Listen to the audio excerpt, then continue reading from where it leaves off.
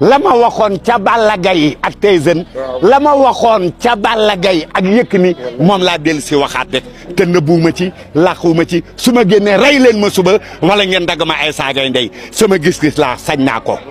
moi mes idées personnellement ça me concerne moi Père Mbaye Ngoné Fall billahi barke borom Touba saakee sa mën la ilaha illallah barke borom Touba moo mën Père Mbaye Ngoné dégguma li nga wax ne oh ah déglu li ma la wax de ma ñëwal ba dégg saakee sa dàq bëre de ah xaaral ma ñëw sama doom même tuddi ah fii sama yëfu Père Mbaye Ngoné nga ne Sa Thiès dàq bëri Modou Lo xeetu bëre yi bokkul sax parce que booy ñaa daan Sa Thiès sa Modou Lo du ko daan yoon lu tax loolu ku kombaam yàqu dafa jël ku ndax moo déclenché laaw ñu def demi flexion wàcc ku ba romb ñu toj bakkan bi